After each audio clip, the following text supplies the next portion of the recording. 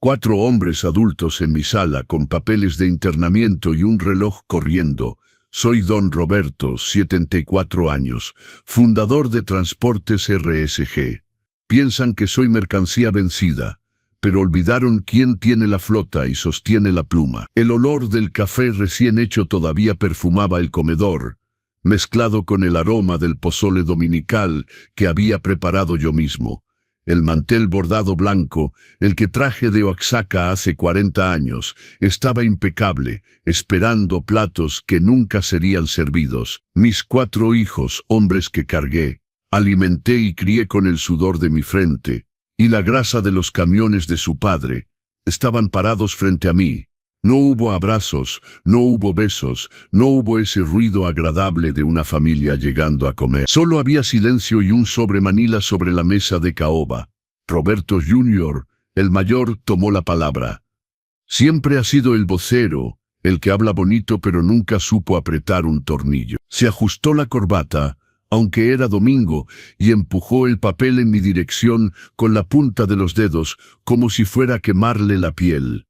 Papá, hemos consultado largo con médicos, abogados, es por tu bien. Su voz temblaba ligeramente, pero sus ojos estaban fríos. Firmamos tu ingreso a una excelente residencia. El lugar es el paraíso. Jardines, personal de enfermería 24 horas. La camioneta del establecimiento ya está afuera esperando. Miré a los otros 3. Carlos miraba el piso, incapaz de ver a su padre a los ojos. Miguel se mordía las uñas, un hábito que nunca perdió, ni siquiera después de perder la mitad de su patrimonio en las apuestas. Y Lalo, mi pequeño, estaba recargado en la puerta, brazos cruzados, su cara mostrando que solo quería que esto terminara para poder regresar a su vida de lujos pagada con mi mesada. Y mi voz salió firme, sin el temblor que esperaban. ¿Piensan que estoy loco o solo demasiado viejo para firmar cheques? Es demencia senil, señor Roberto, dijo Miguel con impaciencia. El médico explicó que usted olvida cosas. Es peligroso vivir solo en esta casa tan grande. Y la empresa necesita sangre nueva, una gestión moderna. Solté una risa seca y corta. Olvidar cosas. Yo recordaba el precio del diésel en 1000. Conocía de memoria la placa de cada uno de los 150 camiones de nuestra flota. Sabía exactamente qué día del mes cada uno de ellos venía a pedirme dinero para tapar los hoyos que habían cavado ellos mismos. Tienen una hora, papá. Roberto Jr. interrumpió mis pensamientos dando golpecitos al reloj costoso que le regalé en Navidad pasada. Una hora para empacar sus cosas de baño, ropa. No necesita muebles. Allá tienen todo. Cerramos la casa en cuanto se vaya. Sentí un dolor agudo en el pecho, un dolor físico agudo, como si una de esas correas de carga se hubiera roto y me hubiera golpeado de lleno. No era dolor de enfermedad, era dolor de traición. Miré alrededor de esta habitación. Cada foto en la pared, cada adorno en el estante, cada raya en el piso de madera tenía una historia. Aquí velé a su padre. Mi difunto Sergio, un hombre simple que comenzó con una vieja camioneta Ford y muchos sueños. Aquí curé rodillas raspadas, fiebres altas y desamores causados por novias ingratas. Y ahora me daban 60 minutos para resumir toda una vida en una maleta de viaje. El coche espera, repitió Lalo desde la puerta. Con la frialdad de alguien que despacha cualquier mercancía, me levanté de mi silla. Mis rodillas crujieron, la única señal de que el tiempo había pasado para mi cuerpo. Pero mi mente estaba afilada como navaja. No derramé ni una lágrima. Llorar les daría la satisfacción de la victoria, el placer de verme como el viejo frágil que habían inventado en ese falso informe médico. Está bien, dije alisando mi camisa, si es por mi bien, como dicen. La sorpresa cruzó el rostro de Roberto Jr. Esperaba gritos. Esperaba que me aferrara al marco de la puerta, que suplicara quedarme en mi casa. No conocía al padre que tenía, veía al papá casero que hacía conchas, pero olvidaba al hombre que negoció con huelguistas armados a la orilla de la carretera en los años 80, para asegurar la entrega de mercancía. Caminé lentamente hacia el pasillo, sintiendo sus miradas quemar mi espalda. Subí las escaleras, escalón por escalón, posando mi mano en el barandal de madera maciza que Sergio lijó con sus propias manos. Entré a mi recámara y cerré la puerta. No la cerré con llave. No hacía falta. No tendrían el valor de entrar. Eran cobardes, y los cobardes no miran a las víctimas a los ojos cuando se asesta el golpe. Si aprecian esta historia de justicia y redención, presionen el botón de me gusta y suscríbanse a los consejos del abuelo para más lecciones de vida poderosa. Comenten abajo desde donde están mirando. Me encanta saber de los espectadores de todo el mundo. La recámara estaba oscura, las cortinas cerradas contra el sol fuerte de la tarde. Me senté en la orilla de la cama, un instante, permitiendo que mis manos temblaran solo unos segundos. Respiré profundo, oliendo el perfume de lavanda de las sábanas. Miré el retrato de Sergio en la mesa de noche. ¿Ves esto, viejo terco?, pensé. Malcriaste demasiado a estos muchachos. Les diste el pescado, la caña, y hasta pescaste por ellos. Ahora quieren todo el barco. Me levanté y agarré mi maleta de viaje. Esa maleta pequeña de piel café que usaba para los viajes a Monterrey, para manejar asuntos sindicales. La abrí sobre la cama. ¿Qué lleva uno cuando lo expulsan de su propia vida? Guardé 3 mudas de ropa cómoda pero elegante. No iba a ese lugar vestido como mendigo. Guardé mis medicinas para la presión, mi rosario de madera y el portarretratos con la foto de Sergio. Fui al closet, aparté los abrigos de invierno que casi nunca usaba y busqué el doble fondo en el cajón de los calcetines. Mis hijos pensaban conocer la casa, pensaban saber dónde estaba la caja fuerte. Esa caja grande detrás del cuadro en el despacho donde guardábamos las escrituras viejas y dinero en efectivo. Probablemente ya habían dividido mentalmente esa caja 1000 veces. Pero Sergio me enseñó algo.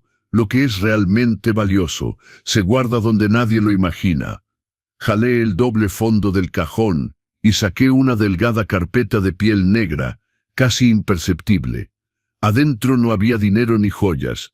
Había papel y poder. Estaba mi testamento actualizado hace 6 meses, cuando noté que las visitas dominicales se hacían raras y las preguntas de ¿cuándo vas a ceder la presidencia?, se hacían frecuentes. Pero no era solo el testamento, también estaba el poder notarial. Nunca revoqué las acciones preferentes que me daban el control mayoritario de la empresa de transportes. Y sobre todo, una carpeta. Sí, una carpeta, porque un padre que es padre conoce a sus hijos, pero un hombre de negocios que es hombre de negocios audita hasta su sombra. En esa carpeta había recibos de desvío de fondos que Roberto Jr. hizo en la sucursal del sur para pagarle a su amante. Había pagarés de usureros que Miguel firmó a nombre de la empresa. Había estados de cuenta de viajes de negocios de Lalo, que en realidad eran fiestas en yates en Puerto Vallarta. Y Carlos, pobre Carlos, había prueba de la incompetencia, contratos firmados, sin leer que casi nos llevaron a la quiebra en 2019, que yo tuve que cancelar entre bastidores, sin que él lo supiera para evitar humillar al pobre muchacho. Apreté la carpeta contra mi pecho, mi corazón latía fuerte, pero no de miedo. Era adrenalina, la misma que sentía al cerrar un contrato de $1 millón. Pensaban internarme para tomar el control. No sabían que al sacarme de la casa, quitaban mis ataduras emocionales. En esta casa yo era papá, y los papás perdonan. Fuera de esta casa, sería solo Roberto, el accionista mayoritario. Y el accionista mayoritario no perdona las pérdidas. Miré el reloj, 20 minutos. Fui al baño, me lavé la cara, y apliqué mi lápiz labial rojo oscuro, el mismo tono que usaba en la inauguración de nuestra oficina central. Arreglé mi cabello blanco en un chongo firme. Puse mis lentes de lectura en la cadena dorada alrededor de mi cuello. Tomé la maleta de una mano y mi bolso con la carpeta negra de la otra. El bolso pesaba, no por el peso de los papeles, sino por el peso de la decisión que acababa de tomar. Iba a subir a ese coche, iba a ese establecimiento. Los dejaría pensar que habían ganado, porque el efecto sorpresa es el arma más peligrosa en la guerra. Y acababan de declarar la guerra a la única persona que sabía dónde estaban enterrados todos los cadáveres. Bajé las escaleras. El sonido de mis tacones bajos resonaba en la madera, anunciando mi llegada. Estaban en la sala cuchicheando. Se callaron cuando me vieron. Roberto Jr. miró mi maleta pequeña y sonrió. Una sonrisa de alivio mezclada con desprecio. Muy bien, papá. Razonable como siempre. Intentó tomar mi bolso. Déjame cargar eso. Lo retiré con un movimiento rápido y seco. No toques mi bolso, Roberto. Mi voz salió baja pero filosa como navaja. La maleta puedes cargarla, el bolso se queda conmigo. Son mis documentos personales, cosas de viejo. Retiró su mano torpemente. Claro, vámonos. El chofer se impacienta. Salimos al porche, el sol de la tarde era hermoso, dorado sobre el jardín de bugambalias que mantenía con tanto cuidado. Miré las flores una última vez. Probablemente estarían muertas en un mes sin mi riego. Igual que su herencia estaría muerta antes de llegar a sus manos. Una camioneta Suburban negra con vidrios polarizados estaba estacionada en el portón. Un hombre de uniforme blanco bajó para abrir la puerta trasera. Parecía un coche fúnebre de lujo, listo para transportar el cadáver de mi libertad. Mis hijos se quedaron en el porche. Ninguno bajó hasta el coche conmigo. Se quedaron ahí, alineados como 4 zopilotes en un cable de luz, esperando la carroña. Carlos todavía tenía la decencia de verse triste, pero no lo suficiente como para bajar y detenerme. Antes de subir al coche, me detuve, me volteé hacia ellos. El viento despeinó ligeramente mi cabello, pero no me moví. Fijé la mirada en cada uno de ellos. Roberto Jr. el vacío, Carlos el débil, Miguel el jugador, Lalo el consentido. Olvidaron una cosa. Dije lo suficientemente fuerte para que me oyeran desde el porche. ¿Qué, papá? ¿Olvidaste una medicina? Preguntó Lalo, ya con mi llave del coche en la mano, haciéndola girar en su dedo. No respondí, solo sonreí, una media sonrisa que hizo fruncir el ceño a Roberto Jr. Olvidaron que yo fui quien les enseñó a caminar.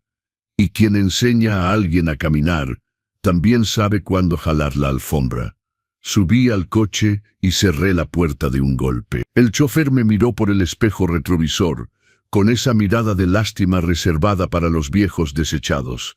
¿A la residencia Los Jardines de Santa Elena, señor?, preguntó. Acomodé el bolso sobre mis rodillas, sintiendo la textura de la piel de la carpeta donde residía mi poder. Sí, muchacho, dije, a la residencia. Miré por la ventana mientras el coche se alejaba y vi a mis hijos entrar a la casa, palmadas en la espalda. Que los muchachos jueguen a ser dueños del mundo por unos días. El coche aceleró, dejando atrás 60 años de vida y 4 extraños que alguna vez llamé mis hijos. Me dieron 1 hora para empacar, pensando que terminaban mi historia. No sabían que esto era solo el primer párrafo de un nuevo capítulo.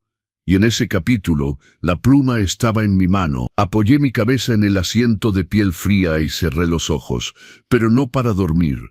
Mi mente funcionaba a 1000 por hora. Lo primero que haría al llegar a ese establecimiento sería pedir un teléfono. Si pensaban que el aislamiento bastaría para detener a Roberto de Transportes RSG, estaban muy equivocados.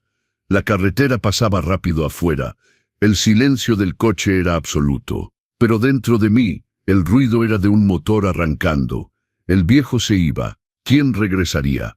No tenían ni idea. La justicia es lenta, dicen. Pero en mi caso, llegaría en un tráiler de 40 toneladas sin frenos.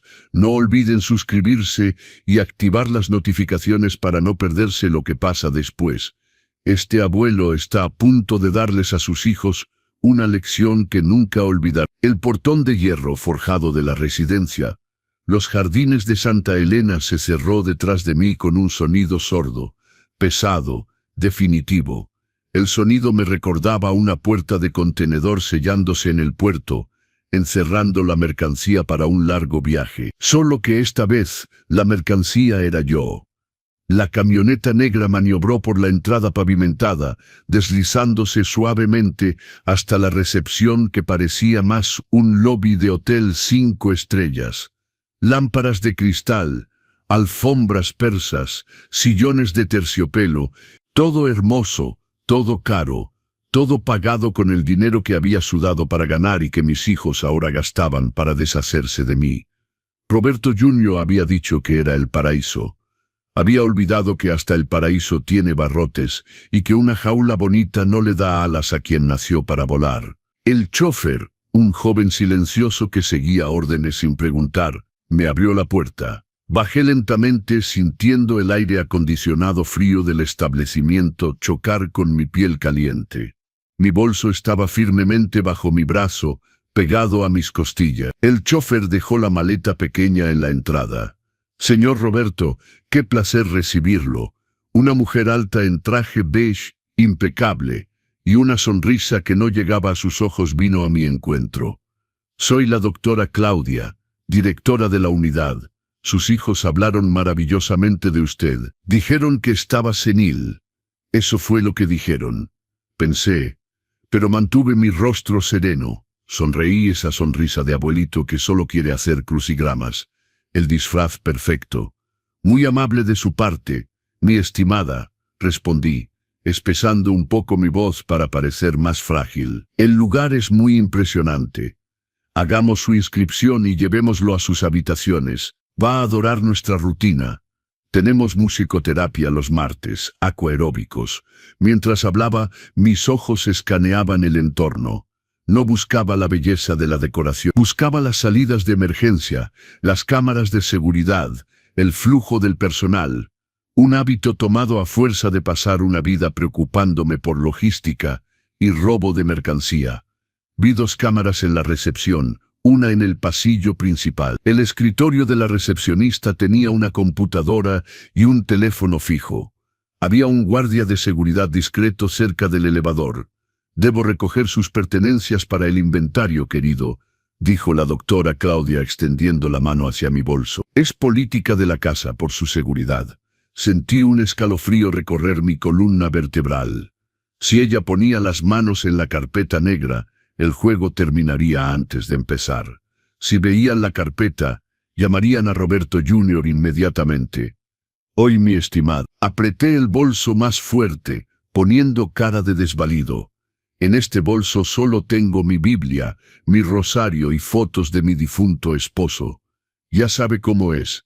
Cosas de viudo, nada de joyas ni dinero. Mis hijos se llevaron todo. La mujer dudó, miró mi rostro arrugado, los lentes colgando de la cadena, la forma inofensiva en que la miraba. Ella veía al señor Roberto, no al presidente de Transportes RSG. Su prejuicio fue mi primera victoria. Está bien, cedió con un suspiro condescendiente. Pero si hay algún objeto punzocortante o medicamentos, debe dármelos. Solo la palabra de Dios, mi estimada, y esa corta, pero es pecado. Respondí, usando un lenguaje que sabía funcionaría. Ella sonrió incómodamente y me guió hacia el elevador. La habitación 304 era lujosa. Debo admitirlo. Balcón, con vista al jardín. Cama king size, baño adaptado con barras de apoyo cromadas, pero lo primero que noté no fue la comodidad, fue la ausencia. No había teléfono en la habitación. ¿Y si quiero hablar con mi familia?, pregunté mientras una enfermera desempacaba mi maleta, acomodando mis 3 mudas de ropa como si fueran uniformes de prisionero. Tenemos horarios para llamadas, señor Roberto. La enfermera, cuya placa decía Soledad, me hablaba como si tuviera... Sus hijos dejaron instrucciones estrictas. Dijeron que usted se agita mucho al teléfono, confundido. Pidieron un periodo de desintoxicación digital para su adaptación. Quizá en una semana. En una semana, Roberto Jr. y Miguel tendrían tiempo de firmar contratos, vender activos, y tal vez hasta intentar modificar los estatutos de la empresa. Eran inteligentes, habían cortado mi comunicación. Sin teléfono, sin internet, Solo era un viejo aislado en una torre de marfil. Me senté en el sillón cerca de la ventana cuando quedé solo. El sol se ponía, pintando el cielo de naranja, el mismo color que los camiones de nuestra flota. Abrí mi bolso y busqué la carpeta de piel. Estaba ahí, segura. Pero ¿de qué servían tener municiones si no tenía gatillo? Necesitaba un teléfono o una computadora. La noche cayó y el silencio en el establecimiento era perturbador. No era el silencio de la paz, era el silencio de la sedación. En la cena, me llevaron a la cafetería. Lámpara bonita, comida sin sal. Miré alrededor. Había señoras y señores, gente que por su ropa venía de familias acomodadas, pero su mirada estaba vacía. Muchos babeaban ligeramente de la comisura de la boca, drogados para no causar problemas. Tome, querido, para dormir bien. La enfermera Soledad colocó un vasito con 2 píldoras de colores junto a mi plato de sopa. ¿Qué es esto?, le pregunté. Vitaminas y un relajante. El médico lo recetó. Tomé el vasito. Miré las píldoras. Reconocí esa azul pequeña. Era un sedante fuerte. Un domador de leones, como lo llamaban los choferes. Si tomaba eso, mi mente estaría nublada. Perdería la única ventaja que tenía, mi lucidez. Fingí tomar un trago de agua y eché las píldoras en mi boca. Con la lengua las empujé hacia mi mejilla. Un truco que aprendí viendo a mi esposo fingir tomar sus medicinas para el hígado. Tragué el agua. Sonreí a la enfermera. Y en cuanto volteó la espalda, escupí las píldoras en la servilleta de papel, la doblé y la metí en mi bolsillo. Esa noche, acostado en la cama extraña, no dormí. Me quedé escuchando los sonidos del edificio. Pasos en el pasillo a las 2 a.m., el zumbido de los elevadores de servicio, el sonido de un camión de basura afuera, camión. Mi mente hizo clic. Logística. Todo lugar necesita logística. Este establecimiento consume comida, medicinas, productos de limpieza, oxígeno. Todo eso llega sobre ruedas, y donde hay ruedas, hay choferes, y donde hay choferes, está mi gente. Me levanté antes del amanecer. Mis rodillas me dolían. La humedad del lugar era diferente a la de mi casa, pero ignoré el dolor. Me puse mi mejor conjunto de lino, peiné mi cabello blanco y apliqué mi lápiz labial. Si iba a la guerra, iría en uniforme. Bajé al jardín en cuanto liberaron las habitaciones a las 7 a.m. El aire estaba fresco. Caminé por los senderos de piedra, fingiendo admirar las orquídeas, pero mis ojos buscaban la zona de servicio. La encontré en la parte trasera, escondida detrás de un seto de hibiscos. Había movimiento. Una camioneta blanca Nissan descargaba cajas de suministros. El chofer, un hombre fornido de unos 50 años, con una toalla en el hombro y una gorra vuelta al revés, revisaba un portapapeles. Me acerqué lentamente. El guardia de la garita de seguridad estaba distraído en su teléfono. Ironía, tenía lo que yo más necesitaba, y no lo valoraba. Me detuve cerca del seto. El chofer de la camioneta maldecía por lo bajo cuando se cayó una caja. ¿Qué demonios con esta guía de entrega?, gruñó, limpiándose el sudor de la frente. ¿Es un error de facturación o falta confirmación de entrega?, pregunté con voz firme. El hombre se sobresaltó y me miró. Vio a un hombre de 74 años parado en medio de los arbustos. «Buenos días, señor», dijo algo torpemente. «Solo algunos problemas con el papeleo aquí, cosas de entrega. Si el manifiesto no coincide con la carga, no firme el recibo», dije acercándome. «Regla número 1, si firma, la pérdida es para usted». Me miró con curiosidad, entrecerró los ojos.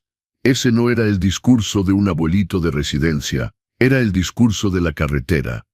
«Usted entiende de esto, hijo. He transportado México sobre mi espalda desde antes de que nacieras. Soy Roberto de Transportes RS». Los ojos del hombre se abrieron como platos. Se quitó la gorra en un gesto automático, casi instintivo de respeto. En el mundo del transporte, Transportes RSG era una leyenda.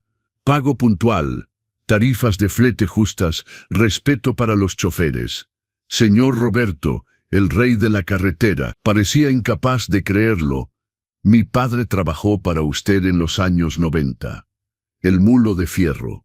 ¿Se acuerda? Sonreí, una sonrisa verdadera por primera vez en 24 horas. Me acuerdo, era un Dina azul. Tu padre era Tomás de Guadalajara. Así es. Me llamo Clemente. Sonrió, mostrando un diente de oro. Pero, ¿qué hace usted aquí, señor? Escuché que todavía manejaba todo en la oficina. Estoy tomando unas vacaciones forzadas, Clemente, dije bajando la voz y mirando alrededor. Mis hijos piensan que estoy muy viejo. Me encerraron aquí y me quitaron mi teléfono. La expresión de Clemente cambió. El respeto se transformó en indignación. La clase trabajadora entiende la injusticia mejor que nadie, y los choferes odian la traición. Le quitaron su teléfono, señor. Eso es una porquería. Don Sergio se voltearía en su tumba. Clemente, necesito un favor. Fui directo al grano. No había tiempo que perder. No necesito dinero ni rescate. Necesito una línea. Necesito hacer una llamada. Miró al guardia de la garita, luego a mí. Sin dudar, metió la mano en el bolsillo de su jean desgastado y sacó un teléfono celular con pantalla fisurada. Tiene crédito, señor Roberto. Puede usarlo. Voy a distraer al verificador. Aquí. Tomé el aparato con manos temblorosas. Este pedazo de plástico y vidrio barato valía más que todo el oro que había dejado en la caja fuerte de la casa. Marqué el número de memoria. No era el número de mi casa ni el de la empresa. Era el número personal del licenciado Aguirre. Mi abogado personal desde 30 años, el único que Roberto Jr. no podía comprar porque Aguirre tenía principios y porque yo pagaba el triple. Sonó una vez, 2 veces, 3 veces. Bueno, la voz adormilada de Aguirre respondió. Aguirre, soy yo. No digas mi nombre, solo escucha. Roberto, Dios mío, ¿dónde estás? Roberto Jr. me llamó diciendo que habías tenido un malestar, que estabas incomunicado en un establecimiento. Preparaba un amparo pero tienen un dictamen médico. Olvida el amparo por ahora, Aguirre. El dictamen es falso, pero demoleremos eso después. Por ahora debo detener la hemorragia. Mi voz tomó el tono autoritario que hacía temblar las paredes de las salas de consejo. Piensan tener la empresa porque tienen mi silla, pero olvidaron quién tiene las contraseñas bancarias principales. ¿Qué quieres que haga? Activa el protocolo de ruptura de emergencia. Ahora, escuché el silencio al otro lado de la línea. El protocolo de ruptura de emergencia era una medida de seguridad extrema que creamos hace 10 años para casos de secuestro o coerción. Bloqueaba todas las cuentas holding, congelaba transferencias y ponía los activos de la empresa en estatus de auditoría forense inmediata. Nadie entra, nadie sale, ni un peso. Roberto, eso va a paralizar la flota, causar el caos. Los muchachos no podrán ni pagar el diésel de la semana próxima. Exacto, Aguirre. Miré el jardín bien cuidado del establecimiento, imaginando la cara de Roberto Jr., cuando la tarjeta de empresa fuera rechazada en el restaurante de lujo. Quieren jugar a los empresarios, pues van a aprender la primera lección. Sin tesorería, el motor se atora. ¿Y tú estás seguro? Estoy en el centro de distribución, Aguirre, bromeé mirando a Clemente que cuidaba la entrada. Tengo mis contactos. Bloquea todo y prepara el papeleo para la retoma. Quiero una auditoría sobre cada factura que Miguel emitió en los últimos 5 años. Entendido, considéralo hecho. En 10 minutos el imperio se detiene. Colgué y borré el registro de la llamada. Devolví el teléfono a Clemente. Gracias, hijo. No sabes lo que acabas de hacer. Lo sé, señor Roberto. Estoy ayudando al patrón a poner orden en la casa. Hizo un guiño. Vengo aquí todos los lunes y jueves. Si necesita algo, hágase el disimulado y dígale al cuaté de la carretera. Roberto no se retiró, solo se detuvo a cargar gasolina. Regresé al jardín principal con mi corazón latiendo en un ritmo regular y fuerte. Caminé hasta una banca de madera bajo un árbol frondoso. Abrí mi bolso, saqué mi rosario y comencé a rezar como un buen viejito inofensivo. Mientras pasaba las cuentas de madera entre mis dedos, Comencé a imaginar lo que pasaba allá afuera. En este momento, Roberto Jr. debía estar llegando a la oficina, sentándose en mi sillón de piel, poniendo sus pies sobre mi escritorio de caoba. Debía estar llamando a la secretaria, pidiendo un espresso y sintiéndose como el rey del mundo. Pronto su teléfono sonaría. Sería el director del banco. Señor Roberto, tenemos un problema. Las cuentas están congeladas. Todas. Luego Carlos llamaría del departamento de compras. Roberto Jr., los proveedores de diésel no recibieron el anticipo, cortaron el suministro. Y Lalo, llamaría desde la agencia de importados donde probablemente intentaba comprar un coche nuevo con el bono que pensaba obtener. La tarjeta está bloqueada, hermano. El pago no pasó. Una sonrisa fina nació en mis labios.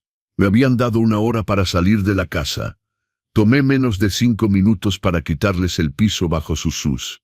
Miré mis manos. Eran manos arrugadas con manchas de edad, venas prominentes, manos que habían lavado ropa en tinas de cemento, que habían cambiado llantas de camión bajo la lluvia, que habían firmado contratos de millones de pesos. Ellos miraban estas manos y veían debilidad, veían el pasado. Lo que no comprendían es que el pasado es la fundación. Y cuando uno toca la fundación de un edificio sin saber lo que hace, el techo se derrumba sobre la cabeza. La doctora Claudia apareció en la puerta de vidrio que daba al jardín, haciéndome señas. Señor Roberto, es hora de la terapia ocupacional. Vamos a hacer pintura en tela hoy. Me levanté lentamente, apoyándome en la banca. Guardé el rosario. «Ya voy, estimada», grité de regreso con voz temblorosa. Caminé hacia ella, dócil como un cordero. Por dentro era un lobo que acababa de encerrar a los zorros en el gallinero y tirar la llave. Querían mi internamiento. Pues bien, ahora estaba seguro aquí, con cama, comida y ropa limpia. Ellos allá afuera iban a enfrentar el verdadero infierno. Y lo mejor de todo, sin papá para limpiar el desorden. Si las cosas se intensifican, si adoran esta clase magistral de estrategia, presionen el botón de me gusta y suscríbanse a los consejos del abuelo. Dejen un comentario diciéndome desde dónde están mirando. ¿Están en el equipo Roberto o los hijos merecen otra oportunidad? Entré a la sala de arte, tomé un pincel y miré el lienzo virgen. La profesora, una joven animada, preguntó: «¿Qué va a pintar hoy, señor Roberto?» «Un paisaje, flores». Mojé el pincel en la pintura roja, un rojo vivo, color de alerta, color de pérdida, color de sangre. «No, mi estimada», respondí comenzando a trazar líneas firmes sobre el lienzo. «Hoy voy a pintar una tormenta. Y el primer trueno está a punto de estallar sobre los teléfonos de mis hijos». El jueves, día de entrega, fui a encontrar a Clemente en la parte trasera. Esta vez no necesitaba esconderme tanto. La seguridad del establecimiento estaba más relajada conmigo. Después de todo, yo era el abuelito amable que pintaba cuadritos. Clemente descargaba cajas de pañales para adultos. Se veía tenso. «Señor Roberto», susurró apoyándose en la cerca, «las cosas se están poniendo locas allá afuera. Dime todo, Clemente». La flota de la sucursal de Monterrey se detuvo temprano esta mañana. Sin diésel, la estación Socia cortó el crédito. Los choferes están furiosos, señor. Descubrieron que la dirección no había pagado los viáticos de comida. La gente habla de paro general el lunes. Excelente, respondí secamente. ¿Y mis hijos? Roberto Jr. corrió a su vieja secretaria, doña Marta, porque no sabía dónde estaba la libreta de contraseñas principales. Carlos, bueno, dicen que Carlos se presentó a la empresa con un ojo morado hoy. Parece que los cobradores no les gustan los retrasos. Sentí una punzada de lástima por Carlos. Siempre fue el más débil, el que seguía a los demás. Pero la lástima no paga las cuentas. Y él firmó mis papeles de internamiento con sus hermanos. Uno cosecha lo que siembra, Clemente. Ten cuidado. Saqué un pedazo de papel doblado del bolsillo de mi camisa. Este es el número del presidente del sindicato de choferes, el Grande Mac. Es mi compadre. Llámalo. Dile que el patriarca envió un mensaje. ¿Cuál es el mensaje, señor Roberto? Dile que la dirección actual es ilegítima, y si estalla el paro, que estacionen los camiones frente a la casa de Roberto Jr. en el fraccionamiento Bosques del Pedregal. No en la empresa, frente a su casa. Quiero ver al barrio Chic manejando 50 tráileres tocando el claxon a las 5 de la mañana. Clemente soltó una risa ahogada, sacudiendo la cabeza con admiración. Usted es el diablo, señor Roberto. Solo soy un padre que educa a sus hijos, Clemente. A veces la nalgada debe ser pública. El fin de semana en el establecimiento fue tenso. No recibí ninguna visita, pero sentía la electricidad en el aire. La doctora Claudia me miraba de reojo, probablemente porque el cheque de pago mensual debió haber rebotado. Comí mi sopa y recé mi rosario, la imagen de la serenidad. Pero por dentro era el lobo que acababa de encerrar a los zorros en el gallinero y tirar la llave. Pero el lunes trajo la confrontación que esperaba. Estaba en mi habitación cuando la puerta se abrió sin tocar. No eran enfermeras, eran los cuatro. Roberto Jr., Carlos usando lentes oscuros para ocultar su ojo morado, Miguel y Lalo, y esta vez no había máscara de buen hijo. Entraron como pandilla. Lalo cerró la puerta con llave y se recargó en ella. La habitación parecía demasiado pequeña para tanta testosterona herida y rabia barata. Se acabó el teatro. Roberto Jr. siseó. Ni siquiera me llamó papá. Sabemos que fuiste tú. Continué sentado en el sillón, tejiendo una bufanda que nunca se terminaría. ¿Yo? ¿Yo qué? Aguirre, dijo Miguelo, su voz temblando de rabia. El abogado del banco se le salió. Dijo que una orden de auditoría forense fue presentada por el licenciado Aguirre a nombre del accionista mayoritario. Bloqueaste todo. Ah, Aguirre. Dejé de tejer y puse las agujas sobre mis rodillas. Es un buen hombre, siempre muy eficiente. ¿Tienes idea de lo que hiciste? Lalo gritó desde la puerta. Hay choferes haciendo una carne asada en mi banqueta. La policía no puede quitarlos porque es una manifestación sindical pacífica. Mi esposa salió de la casa con los niños. Destruiste mi vida. Ustedes me dieron una hora. ¿Se acuerda? Hablé suavemente, pero mi voz llenó la habitación. Me levanté lentamente.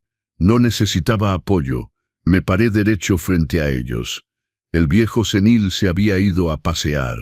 El que estaba aquí era el dueño de la flota. Una hora para empacarse. Pensaron que podían tirarme como una llanta vieja y quedarse con el camión rodando.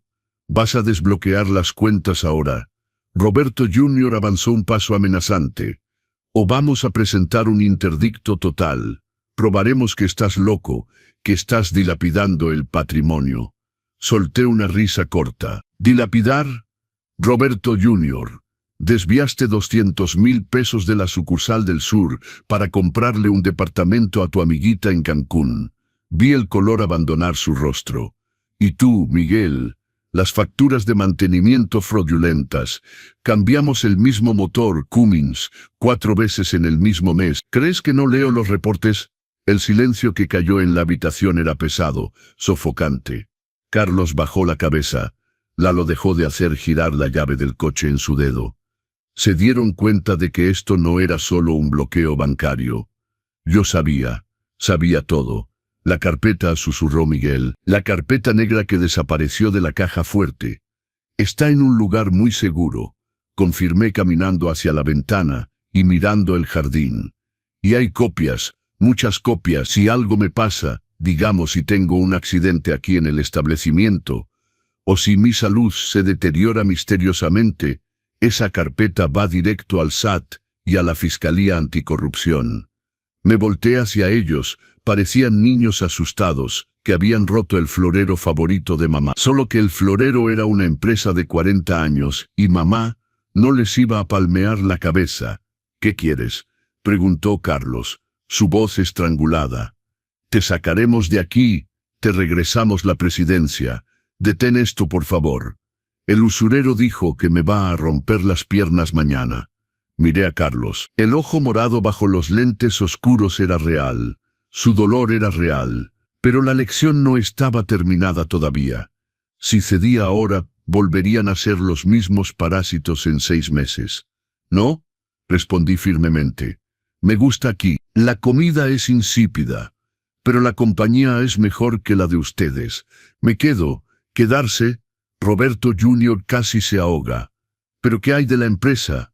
El bloqueo. La empresa se queda detenida hasta que aprendan el valor de cada peso que sudé para ganar. Me acerqué a Roberto Jr. y ajusté el cuello de su camisa en un gesto paternal que lo hizo estremecerse. Querían jugar al dueño.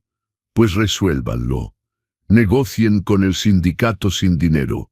Manejen a los acreedores sin garantía. Hagan magia. Papá, esto es una locura. La empresa va a quebrar en una semana, gimió Miguel. Si quiebra, quiebra. Construí desde cero una vez. Reconstruiré. Yo tengo el conocimiento. Ustedes solo tienen la codicia. Regresé a mi sillón y retomé mi tejido. Ahora salgan. Es hora de mi telenovela. Y díganle a la doctora Claudia que su pago se retrasará este mes. Se quedaron congelados un momento, atónitos, incapaces de procesar la inversión de poder. Yo, el prisionero, tenía la llave de sus celdas. Ellos, los carceleros, estaban atrapados en la libertad que tanto querían. Uno por uno salieron de la habitación. El sonido de sus pasos en el pasillo era el sonido de la derrota. Estaba solo de nuevo. La habitación estaba silenciosa. Pero mi mente estaba ruidosa. Había presionado el botón nuclear. La empresa sangraba. Mis hijos estaban en peligro real. Carlos podría realmente resultar lastimado. Sentí un tirón en el corazón. Era el instinto paternal que gritaba que lo salvara, que firmara el cheque, que arreglara todo como siempre lo había hecho. Pero tragué las lágrimas. Si los salvaba ahora, los perdería para siempre. Debían tocar fondo para descubrir que el piso sobre el que caminaban estaba hecho de mi sacrificio. Miré el teléfono que Clemente me había conseguido antes, que escondía bajo el colchón. Sí, me había conseguido un aparato viejo para emergencias. Era tiempo de preparar el acto final. La destrucción estaba hecha. Ahora debía planear la reconstrucción. Pero esta vez, la fundación no estaría hecha solo de concreto y acero. Estaría hecha de respeto. Y el respeto, desafortunadamente, es una mercancía que cuesta muy caro. Tomé el teléfono celular y envié un mensaje corto a Aguirre. Deja sangrar 2 días más. Luego prepara la sala del consejo. El viejo regresa, pero no solo. Guardé el teléfono y miré mi tejido. Había soltado un punto. Lo deshice y comencé de nuevo. En la vida como en el tejido, a veces hay que deshacer todo para arreglar lo que no está bien. Y mis hijos eran una maraña de nudos que tendría mucho trabajo desenredar. 2 días era el tiempo exacto que se necesitaba para que el imperio de cartón de mis hijos se derrumbara bajo la lluvia ácida de la realidad. Miré todo eso en la televisión de 40 pulgadas en la sala común del establecimiento, sentado en mi sillón favorito, mientras los otros residentes se dormían con el sonido de los programas de cocina. Pero yo no veía recetas de pastel. Veía las noticias locales. La imagen en la pantalla era caótica, pero para mí sonaba como una sinfonía dirigida a distancia.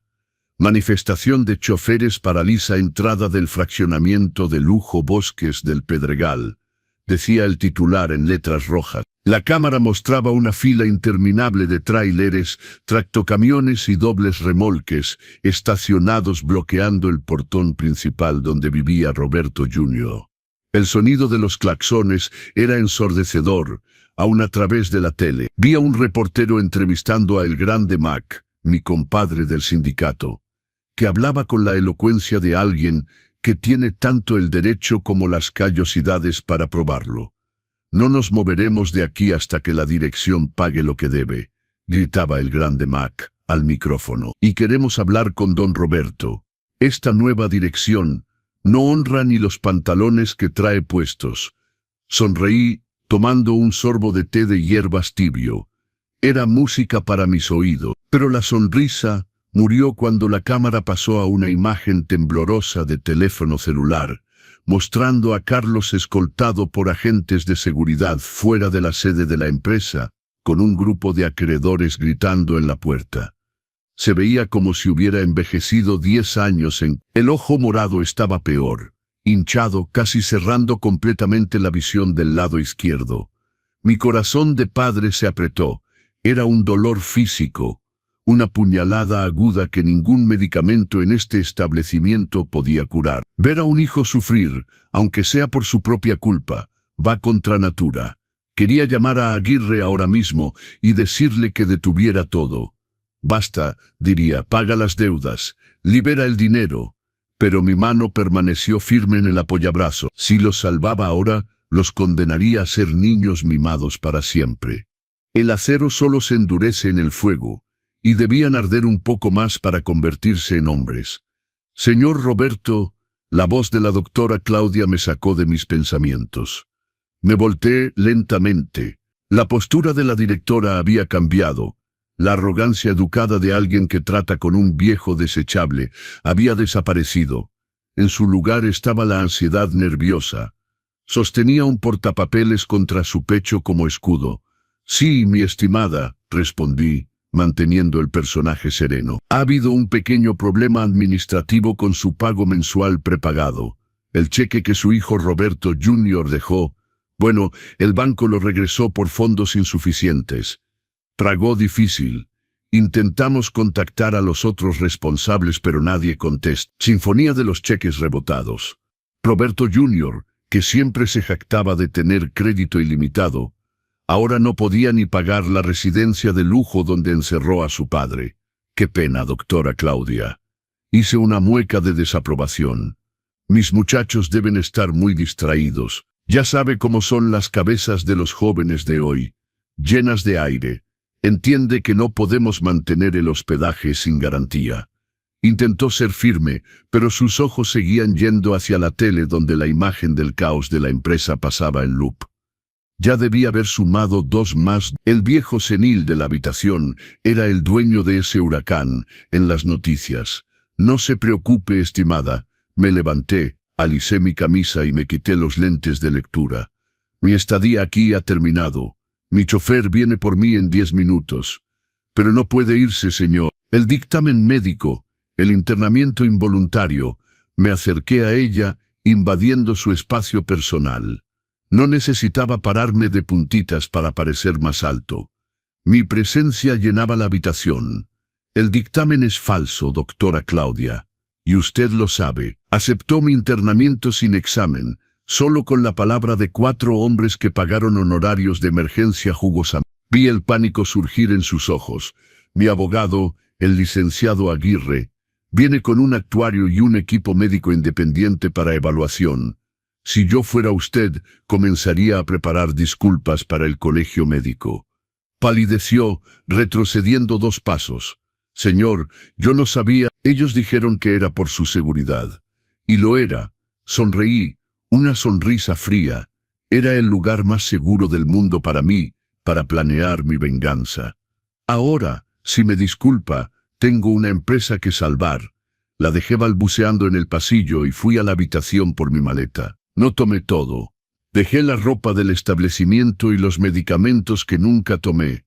Solo tomé mi bolso con la carpeta, la maleta pequeña de piel, y mi orgullo que ahora pesaba el doble.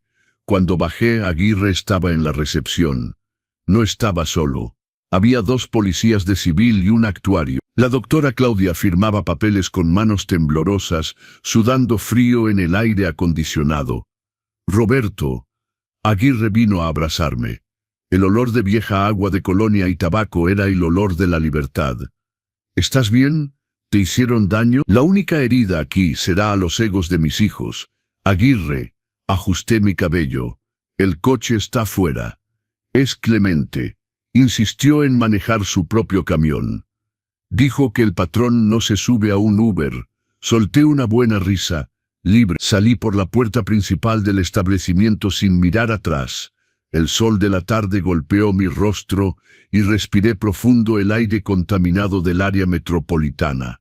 Sabía a victoria. En la calle, Estacionado ilegalmente y ocupando 3 lugares, estaba el camión de Clemente, un Kenworth rojo, pulido, brillante como una joya. Él estaba en la puerta, sonriendo de oreja a oreja. «El coche ha llegado, señor Roberto», gritó. Subí a la cabina con su ayuda. Mis rodillas se quejaron, pero la sensación de estar en alto, de ver el mundo desde arriba, valía cualquier dolor.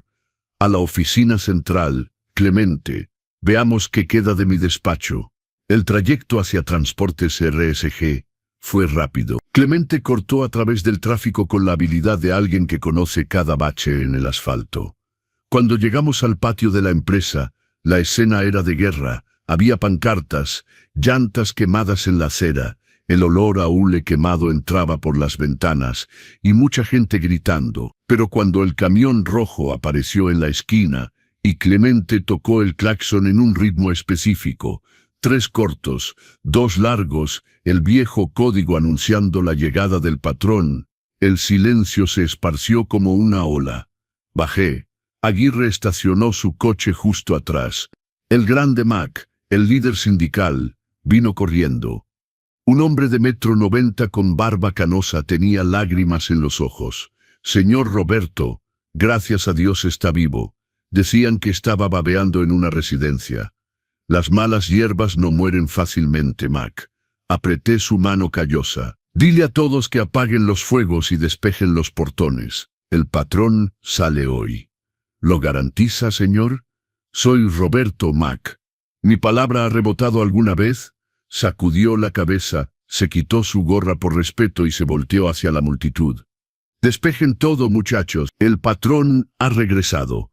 Don Roberto ha vuelto». El grito de celebración que explotó en el patio hizo temblar el suelo. Empleados administrativos aparecieron en las ventanas, aplaudiendo. Sentí una emoción fuerte en la garganta, pero la tragué. No era momento de llorar, era momento de recuperar. Entré al edificio administrativo. El guardia de recepción, Joel, casi me saluda militarmente. El elevador privado estaba bloqueado, pero tenía la llave maestra en mi bolso. Subí directo al 10º piso, el penthouse donde estaba el despacho del presidente. El pasillo estaba silencioso, un contraste brutal con el ruido afuera. La nueva secretaria, una joven que no conocía, intentó detenerme. «No puede entrar ahí, señor. Están en junta de crisis». «Mi estimada, yo soy la crisis». Empujé las puertas dobles de caoba y entré. La escena que encontré en la sala del consejo era patética. La mesa ovalada que había visto firmas en contratos que cambiaron el sector logístico del país estaba cubierta de empaques de comida rápida, latas de bebida energética y papeles arrugados. El aire estaba viciado, oliendo a sudor y miedo. Mis 4 hijos estaban ahí. Roberto Jr. estaba sentado en mi silla al extremo de la mesa, pero se veía pequeño en ella. Su corbata estaba deshecha, su camisa manchada de café. Miguel iba y venía, mordiéndose lo que quedaba de sus uñas. Lalo estaba desparramado en un sofá en la esquina, la cabeza entre las manos. Y Carlos estaba sentado cerca de la ventana, sosteniendo una bolsa de hielo contra su rostro. Cuando la puerta se cerró detrás de mí de un golpe, brincaron. El silencio que se instaló era absoluto. Me miraron como si vieran un fantasma en traje de lino y bolso de piel en mano. «Papá», susurró Roberto Jr. Su voz se quebró. Caminé lentamente hacia la mesa. El sonido de mis tacones sobre el piso de madera era el único ruido. Me detuve en el otro extremo, frente a Roberto Jr. Puse mi bolso sobre la mesa. El sonido del broche metálico resonó como un disparo. «Sal de mi silla, Roberto». Parpadeó, aturdido. «Papá, ¿cómo saliste?» «Nosotros, el doctor va a perder su licencia. La doctora Claudia va a responder por secuestro arbitrario. Y ustedes, miré a cada uno de ellos, tienen suerte de que sea padre antes que empresario, porque si fuera solo el socio mayoritario, saldrían de aquí esposados. Tú congelaste todo». Miguel explotó en una mezcla de llanto y rabia. «Tú quebraste la empresa, Íbamos a perder todo hoy. Los usureros están detrás de Carlos. Yo quebré la empresa. Mi voz subió una octava, filosa. ¿Quién firmó contratos de arrendamiento con intereses abusivos para comprar camiones que ni siquiera existen? Miguel, ¿quién? Abrí mi bolso, saqué la carpeta negra, la famosa carpeta, y la aventé sobre la mesa. Se deslizó por la caoba pulida y se detuvo justo frente a Roberto Jr. «Ábrela», ordené. Nadie se movió. «Ábrela», grité golpeando mi mano sobre la mesa con una fuerza que hizo temblar las latas de refresco. Roberto Jr. abrió la carpeta con manos temblorosas. La primera página era una copia de una transferencia bancaria internacional. «¿Islas Caimán, Roberto?», pregunté suavemente. «ZA Consulting». ¿Pensaste que no vería los desvíos mensuales de 50.000 pesos disfrazados de consultoría informática? Yo, que verifico cada litro de diésel desde 1874. Se puso blanco como papel. «Papá, puedo explicar. Era una inversión». «Cállate». Me volteé hacia Lalo. «¿Y tú, mi pequeño, el playboy?» Facturas falsas de refacciones emitidas por una empresa fantasma registrada a nombre de tu novia. 200.000 pesos en los meses mientras nuestros choferes dormían en la carretera porque tú cortaste el presupuesto de hospedaje. Lalo se encogió en el sofá, llorando suavemente. «Miguel», señalé hacia él sin siquiera mirarlo a los ojos. «Deudas de juego pagadas con efectivo bajo la mesa de mantenimiento. Pusiste en riesgo la vida de nuestros choferes, Miguel. Refacciones reacondicionadas vendidas como nuevas. Si un camión hubiera perdido los frenos y matado a alguien, la sangre habría estado en tus manos». Miguel se derrumbó en una silla, cubriéndose el rostro.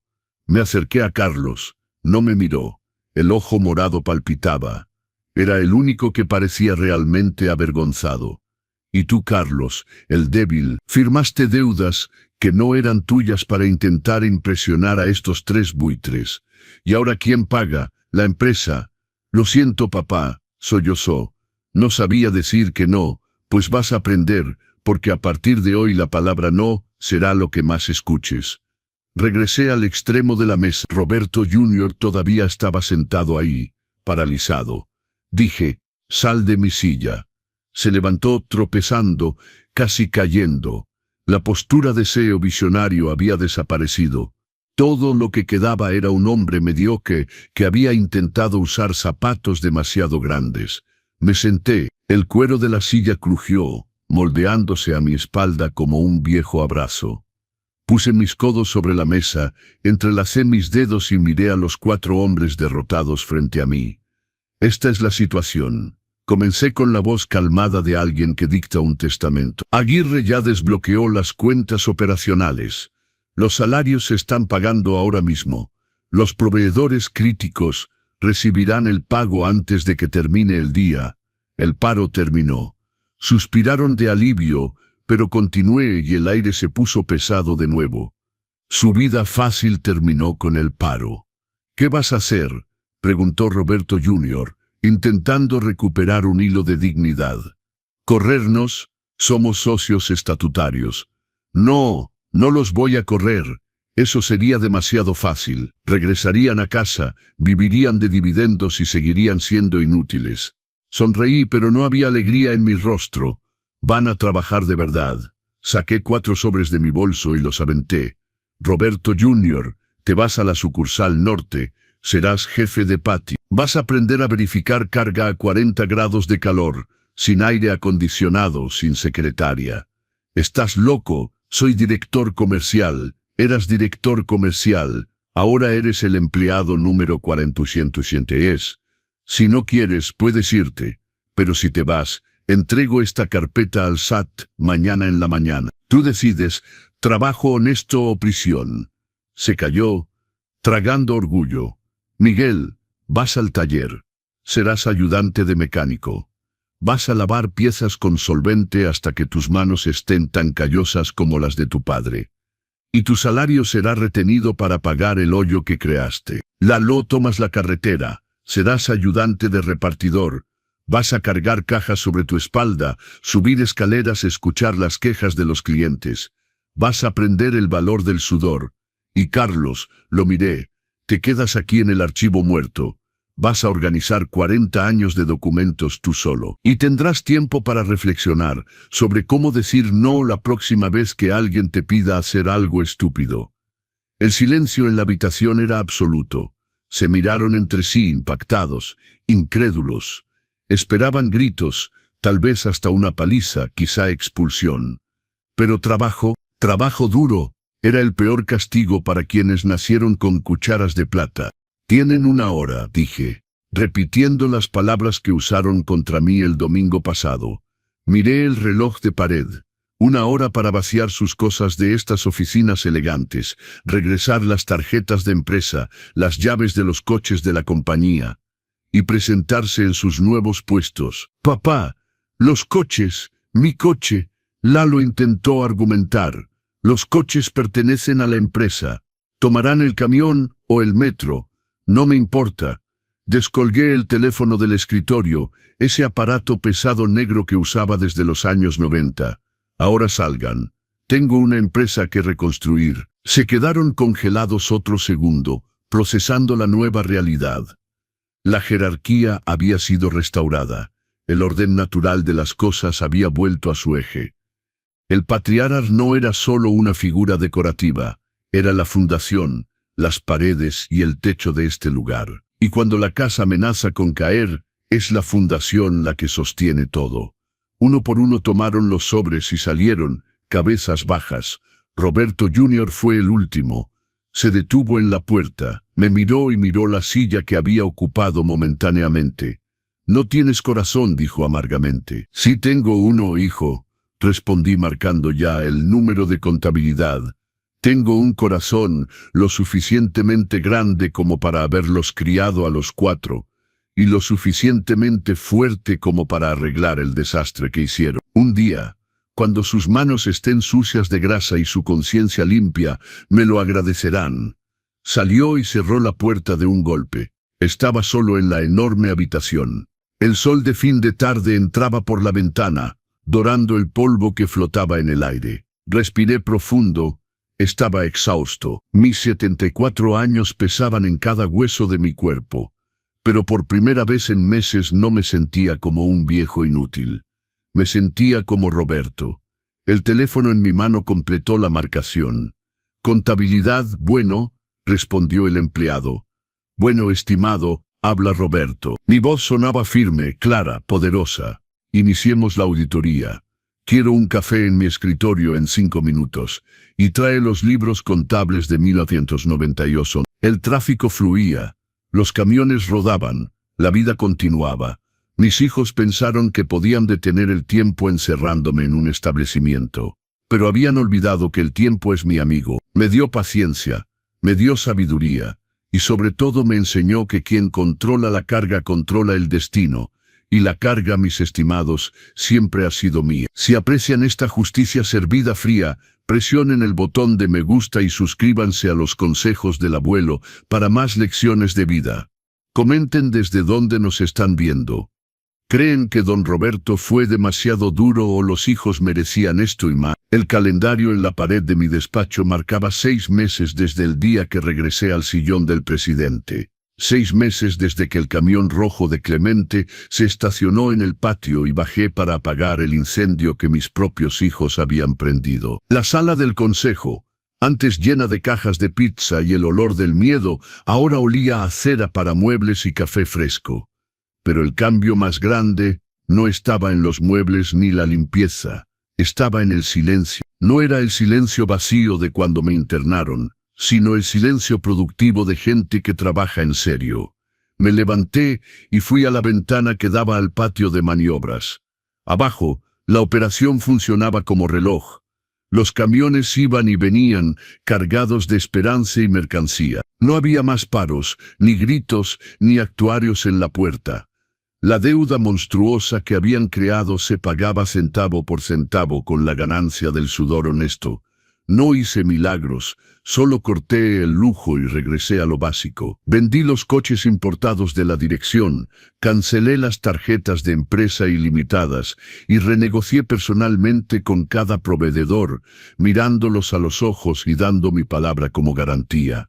Y la palabra de Roberto, gracias a Dios, todavía valía más que oro en el mercado. La puerta de mi despacho se abrió.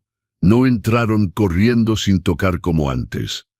Escuché 2 toques secos y respetuosos.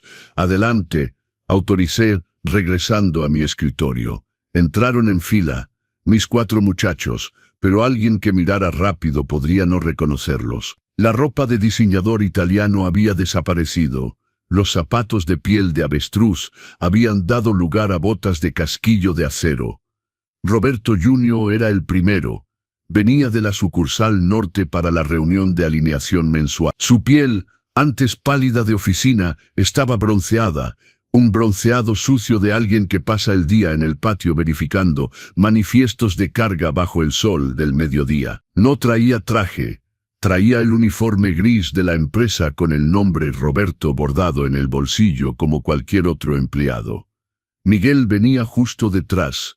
Sus manos, las manos de Miguel, sus uñas roídas por la ansiedad habían desaparecido. Ahora sus manos eran gruesas, callosas, con esa grasa negra que se infiltra en los dedos y no sale ni con cepillo metálico. Traía un ligero olor a diésel y trapo. Lalo, mi pequeño, parecía haber ganado unos 5 kilos, pero no de whisky y botanas. Era masa muscular. Cargar cajas y ayudar en mudanzas había ensanchado sus hombros. Cojeaba un poco, resultado de una caja que le cayó en el pie la semana pasada. Pero no se quejaba, y Carlos traía una carpeta bajo el brazo. Ahora usaba lentes graduados a fuerza de leer tanto letra chica en contratos viejos en el archivo muerto. Su postura, siempre encorvada, estaba más derecha. Parecía haber encontrado en medio del polvo y el papel viejo la columna vertebral que siempre le faltó. Siéntense, señalé las sillas de madera simples que había mandado hacer para reemplazar los sillones de piel giratoria. Demasiada comodidad adormece, y nadie está aquí para dormir. Se sentaron. No había arrogancia en su mirada. Había cansancio, sí, pero había algo nuevo, dignidad. Reporte de la sucursal norte, señor Roberto, dijo Roberto Jr. colocando una carpeta simple sobre la mesa. No me llamaba papá. Durante horas de oficina, yo era el presidente. Logramos reducir el tiempo de carga Descubrí que los montacarguistas hacían un recorrido innecesario en el almacén. Cambié la distribución, tomé la carpeta y la abrí. Los números estaban ahí, claros, sin maquillaje contable. ¿Y cómo descubriste eso, Roberto?, pregunté, probándolo, porque estaba ahí en el montacargas con ellos. Respondió mirándome a los ojos. Cuando uno siente el calor de la lámina, entiende por qué la operación se atrasa. El antiguo responsable, que era yo, solo veía la hoja de cálculo en el aire acondicionado. Asentí con la cabeza, cerrando la carpeta. Una leve sonrisa de aprobación, casi imperceptible, se escapó de mis labios. Muy bien, ¿y el taller, Miguel? Miguel se aclaró la garganta. Se veía orgulloso de una manera extraña. Recuperamos 3 motores que iban a la basura, señor. El maestro Duke me enseñó cómo rectificar la cabeza del cilindro en lugar de comprar refacciones nuevas carísimas. Ahorramos 40,000 pesos solo este mes. Recordé las facturas falsas que firmaba antes. Ahora estaba emocionado por ahorrar el dinero de la empresa, no por gastarlo. Y aprendiste la diferencia entre un desarmador plano y uno de cruz. Aprendí que si no aprietas el tornillo hasta el fondo, el motor pierde aceite en la carretera y el chofer se queda varado. Bajó la cabeza, humilde. Aprendí que la seguridad del chofer depende de mis manos sucias. Miré a Lalo. ¿Y las entregas, Lalo? El cliente de Polanco sigue quejándose. No, señor. Sacudió la cabeza. Fui personalmente a entregar los muebles. Subí 4 pisos de escalera porque el elevador no cabía el sofá. La señora de la casa me ofreció un café y me agradeció llorando. Dijo que nunca la habían tratado tan bien en una empresa de transporte. Lalo, el playboy que solo frecuentaba zonas VIP, ahora tomaba café de olla en tazas de barro en casas de gente humilde, y se sentía pleno con un gracias. ¿Y tú, Carlos? ¿Encontraste más esqueletos en el closet? Carlos ajustó sus lentes y abrió su carpeta. Encontré una cláusula de seguro que no estábamos usando, señor Roberto. Tenemos derecho a un reembolso retroactivo de 5 años por flota detenida en mantenimiento. Ya armé el expediente y se lo envié al licenciado Aguirre. Debería meter unos 200,000 pesos a la tesorería la semana que viene. 200,000 pesos. Carlos, el incompetente como lo llamaban sus hermanos, acababa de pagar el salario del mes con atención al detalle. Me recosté en mi silla. El silencio regresó a la habitación, pero ahora era un silencio cómodo. Miré a estos 4 hombres y por primera vez en años vi a los hijos con los que Sergio había soñado. No eran perfectos, todavía tenían deudas personales que pagar. Todavía vivían en departamentos más pequeños rentados, porque habían perdido las mansiones. Todavía se quejaban de dolores de espalda. Pero eran hombres, hombres de verdad. ¿Saben por qué convoqué esta junta hoy?, pregunté. Se miraron entre sí, aprensivos. El miedo al viejo todavía existía. ¿Para correarnos?, preguntó Roberto Jr. con voz delgada. Sé que la sucursal norte mejoró, pero no los convoqué para correrlos. Lo corté. Los convoqué porque hoy es viernes y en Transportes RSG, los viernes es día de paga. Saqué 4 sobres Manila del cajón. Eran los recibos de nómina, salarios de mercado compatibles con las funciones que ahora ejercían.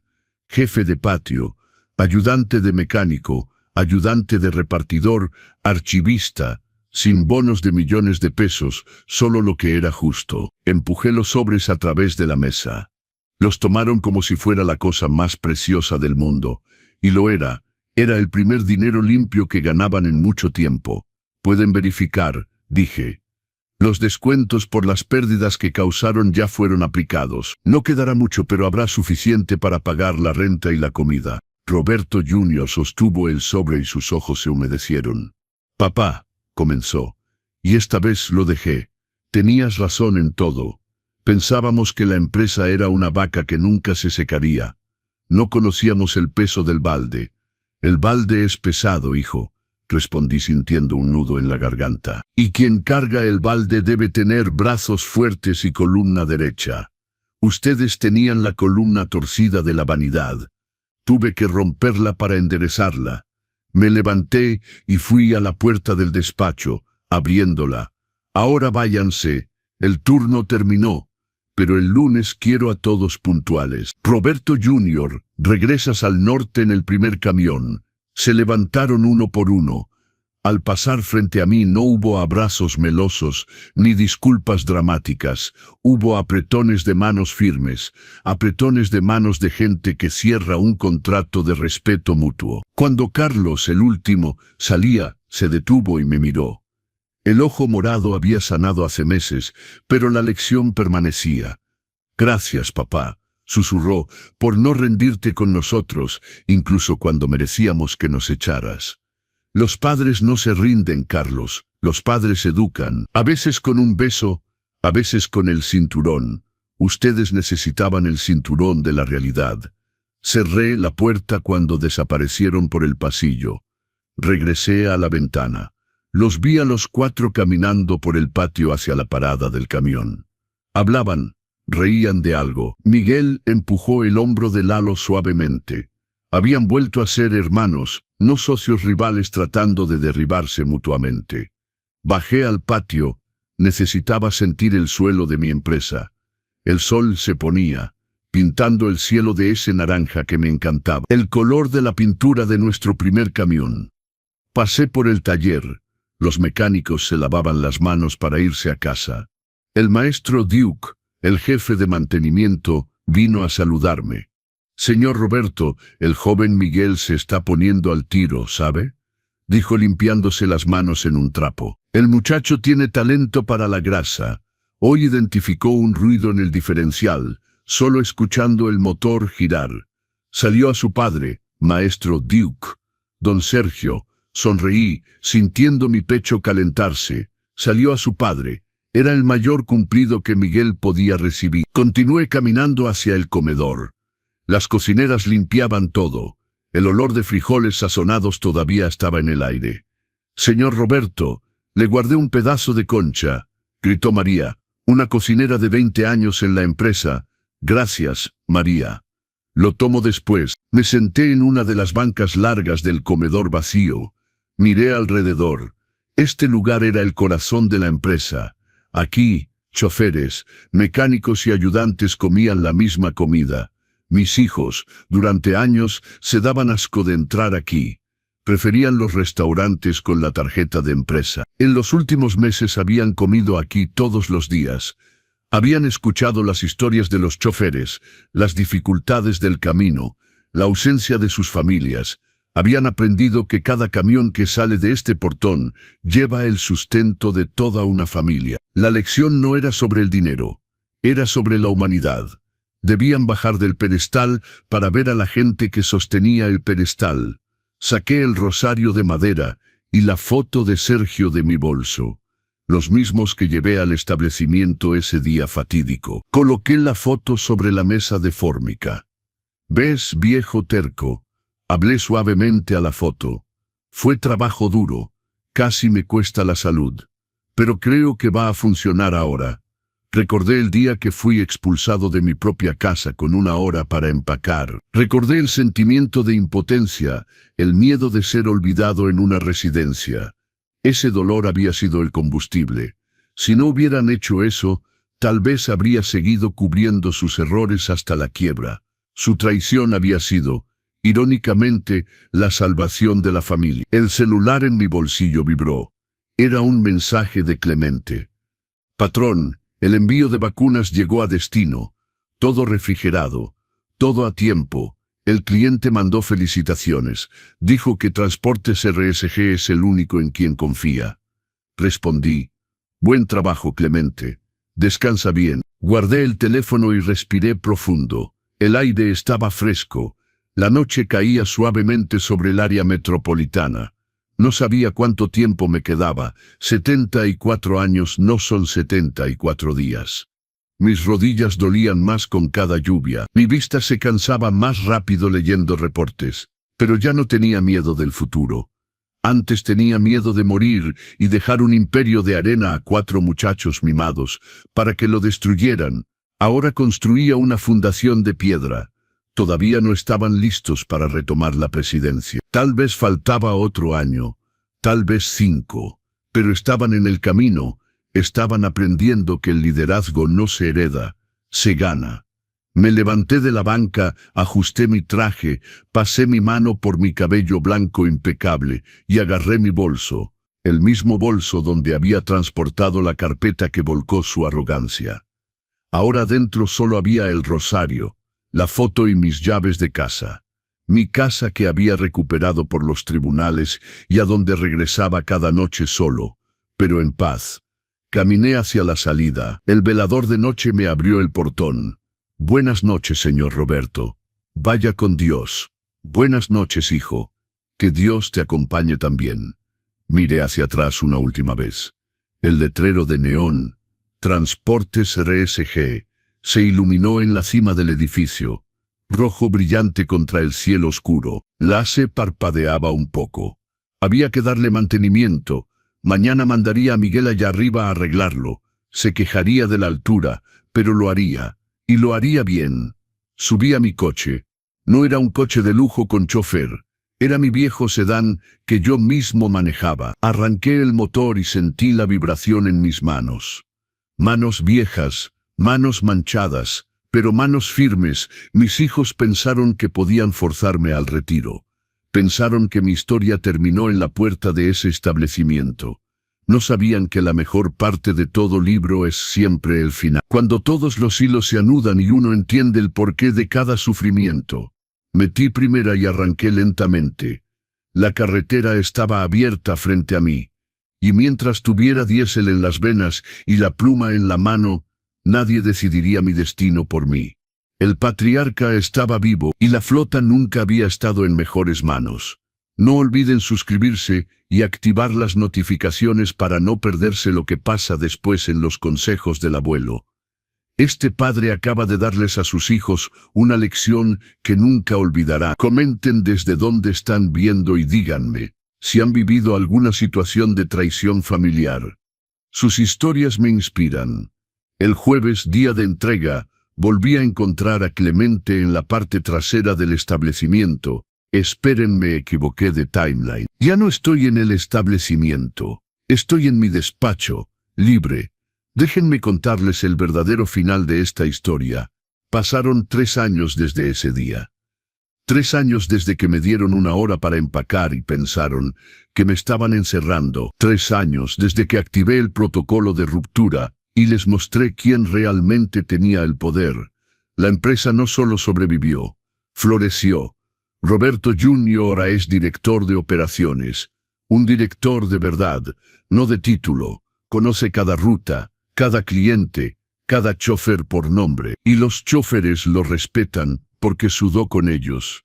Miguel dirige el departamento de mantenimiento. Implementó un programa de refacciones reacondicionadas que ahorra millones al año sin comprometer la seguridad, porque ahora sabe la diferencia.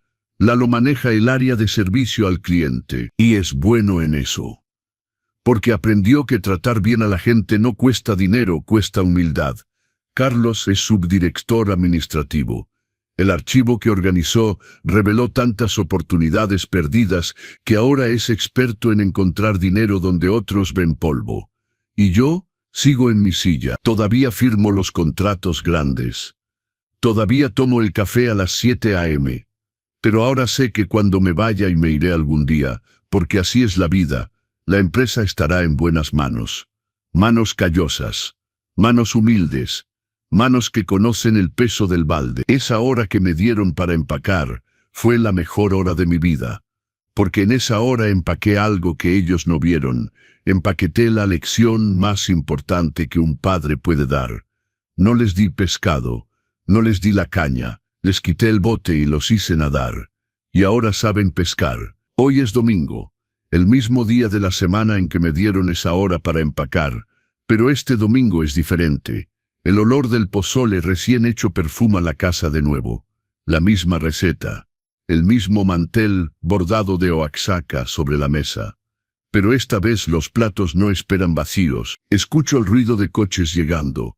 Puertas que se cierran. Voces en el jardín. Risas.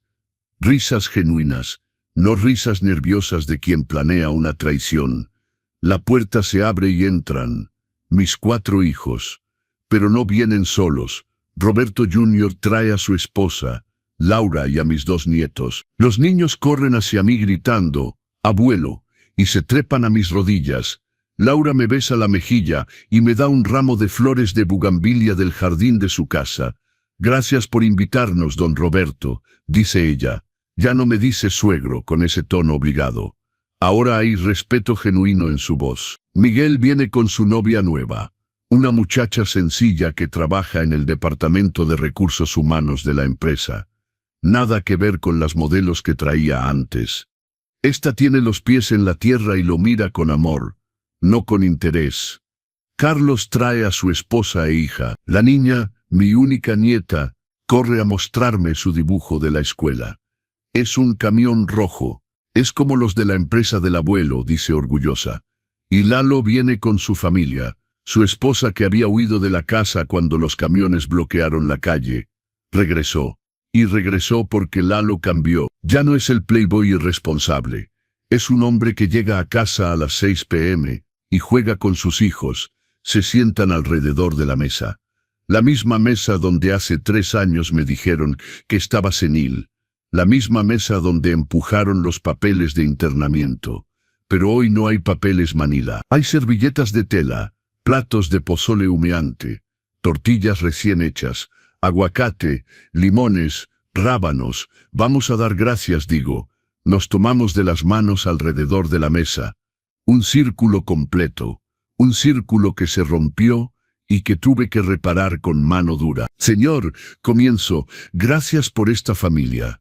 Gracias por darme la fuerza para hacer lo que tenía que hacer, no lo que era fácil. Gracias por estos hombres que volvieron a ser mis hijos. Amén, amén, responden todos. Comemos, no en silencio tenso, sino con conversación. Roberto Jr. cuenta cómo solucionaron un problema de logística en Monterrey. Miguel se emociona hablando de un motor que rescataron. Lalo habla de una señora que lloró de agradecimiento por la entrega. Y Carlos saca de su portafolio una carpeta. Papá, dice nervioso, encontré algo en el archivo. El comedor se queda en silencio. Todos lo miran. Encontré las cartas que don Sergio te escribió cuando estaba en la carretera. Hay como 100 cartas. Están amarillas, pero se pueden leer. Pensé que te gustaría tenerlas. Me entrega la carpeta. La abro con manos temblorosas. Ahí está la letra de Sergio. Mi querido Roberto, hoy llegué a Veracruz. El camión se portó bien. Los ojos se me llenan de lágrimas. Son las primeras lágrimas que derramo en 3 años. Pero no son lágrimas de dolor. Son lágrimas de gratitud. Gracias, hijo. Susurro. No sabes lo que esto significa. Sí sé, papá, dice Carlos. Por eso pasé 2 semanas buscándolas. Porque tú nos enseñaste que lo valioso hay que cuidarlo. Y estas cartas son valiosas. Roberto Jr. se aclara la garganta. Papá, nosotros queríamos hablar contigo de algo. Aquí vamos de nuevo, pienso. ¿Ahora qué quieren? Queremos que sepas que... Roberto Jr. mira a sus hermanos. Todos asienten. Que tenías razón. En todo. Éramos unos parásitos. Unos niños mimados jugando con el sacrificio de generaciones. Y queríamos agradecerte, continúa Miguel, por no habernos corrido, por darnos la oportunidad de aprender, por creer que todavía había salvación para nosotros, porque la había, digo firmemente. Nunca dejé de creer, solo tuve que romperlos para reconstruirlos. Como se hace con un motor fundido. Se desarma, se limpia cada pieza, y se vuelve a armar. Pero mejor, somos mejores ahora, papá, dice Lalo. Soy mejor esposo, mejor padre, y aunque gano menos dinero, duermo mejor. El dinero viene y va, le digo. La dignidad, una vez perdida, cuesta sangre recuperarla. Terminamos de comer. Los niños corren al jardín. Las esposas ayudan a recoger la mesa aunque les digo que no hace falta. Me quedo en la sala con mis 4 hijos. Nos sentamos, ellos en los sillones, yo en mi silla favorita. ¿Se acuerdan del día que me internaron? Pregunto. Se miran entre sí, incómodos. Todos los días, dice Roberto Jr. Es el día que más vergüenza me da en la vida. A mí también, dice Carlos. Todavía tengo pesadillas donde estoy en tu lugar. Bien, digo. Nunca lo olviden. Porque el día que se les olvide, volverán a ser lo que eran. Saco algo de mi bolsillo. Es un sobre. Este sobre, les digo, contiene mi testamento actualizado. Cuando yo muera, y algún día moriré, no soy eterno, ustedes heredarán la empresa en partes iguales. Se ven sorprendidos. ¿No vas a desheredar a nadie?, pregunta Miguel. Después de lo que hicimos, los voy a desheredar si vuelven a ser idiotas, digo firmemente. Pero si siguen siendo los hombres que son ahora, la empresa es de ustedes. La construí para ustedes. Solo que ahora sé que no la destruirán. No la destruiremos, papá, promete Roberto Jr. Te lo juramos por don Sergio. Por don Sergio, repiten los otros 3. Me levanto y voy al librero. Saco la carpeta negra, la famosa carpeta que los hizo temblar. ¿Ven esto? La levanto. Esta carpeta tiene copias de todas las porquerías que hicieron. Desvíos, fraudes, incompetencia. Se encoge. Hoy, frente a ustedes, voy a quemar esta carpeta. ¿Qué? Roberto Jr. se para de golpe. ¿Por qué? Porque ya no la necesito. Ya no son esos hombres. Y yo no soy el tipo de padre que guarda rencores para siempre. Voy a la chimenea. Aunque estamos en México y hace calor, esta casa tiene chimenea porque Sergio la quería. Prendo el fuego. Eco la carpeta. Las llamas consumen los papeles, los secretos, las pruebas, todo se convierte en ceniza. Ahora digo volteándome hacia ellos, empezamos de ser, no como padre e hijos que se traicionaron, sino como familia que se perdonó. Los cuatro se paran, vienen hacia mí, y por primera vez en 3 años nos abrazamos. Un abrazo de hombres. Un abrazo donde puedo sentir los músculos que ganaron trabajando, donde puedo oler el jabón de mecánico que Miguel todavía usa aunque ya no esté en el taller todos los días. Los amo, muchachos, les digo. Nunca dejé de amarlos, ni siquiera cuando firmaron esos papeles. Nosotros también te amamos, papá, dicen entre lágrimas. Nos separamos. Roberto Jr. se limpia los ojos. Una cosa más, papá. Queríamos proponerte algo. ¿Qué cosa? Que te retires de verdad, no de la forma en que lo intentamos hacer nosotros, sino que te retires dignamente, que sigas en el consejo, que sigas firmando lo importante, pero que nos dejes manejar el día a día. Miro a los cuatro. Hace 3 años esta propuesta me habría dado un infarto. Hoy solo me da paz. ¿Se sienten listos? Sí, dicen al unísono. Entonces está bien, pero con una condición. ¿Cuál? Que cada domingo, sin falta, vengan a comer. Todos, con esposas, con niños, con novias. Que esta mesa nunca vuelva a estar vacía. Trato hecho, dice Roberto Jr. Extendiendo la mano, se la estrecho. No es un apretón de manos de negocios, es un apretón de manos de familia. Los domingos siguientes fueron iguales.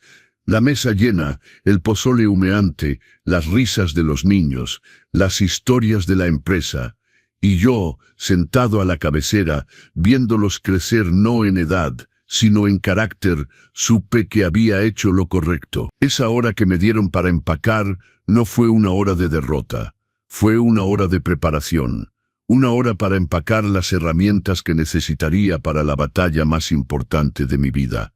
La batalla por el alma de mis hijos. Y la gané. No la gané con gritos.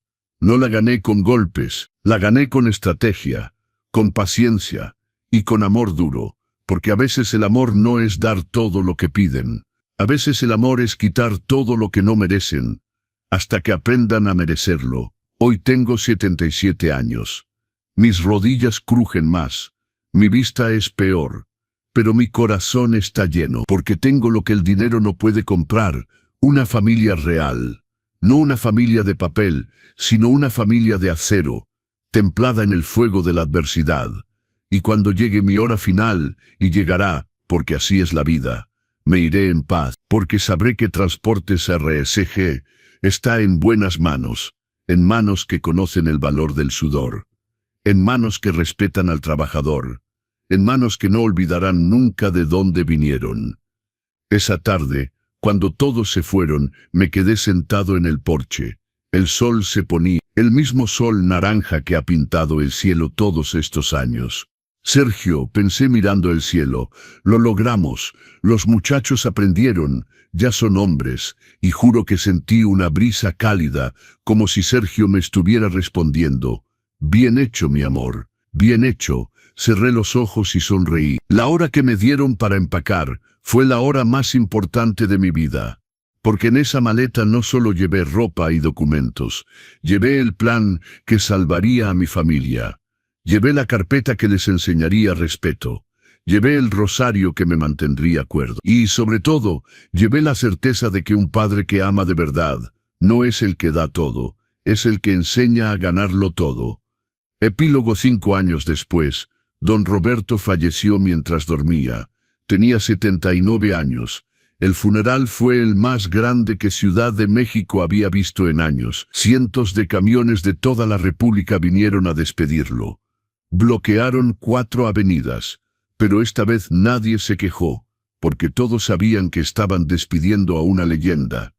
Roberto Jr., Miguel, Carlos y Lalo cargaron el ataúd, con manos callosas, con espaldas fuertes, con lágrimas en los ojos pero con dignidad en el corazón. Transportes RSG no solo sobrevivió, se convirtió en la empresa de logística más respetada del país, no por ser la más grande, sino por ser la más justa. Y en el despacho principal, donde antes estaba la foto de don Roberto solo, ahora hay una foto de don Roberto con don Sergio. y abajo una placa. Un padre no es quien da todo, es quien enseña a merecerlo todo. Don Roberto Rodríguez, 10 minutos y vivirán por generaciones, porque esa hora de empaque sembró semillas que dieron frutos por décadas. Si esta historia les tocó el corazón, denle me gusta y suscríbanse a los consejos del abuelo. Compartan esta historia con alguien que necesite aprender que el amor duro es el amor verdadero. Comenten, ¿qué fue lo que más les impactó de la historia de Don Roberto? ¿Han tenido que tomar decisiones difíciles con familia? Recuerden, la mejor herencia no es el dinero, es la educación, el carácter y la dignidad. Hasta la próxima historia, mis estimados. Que Dios los bendiga.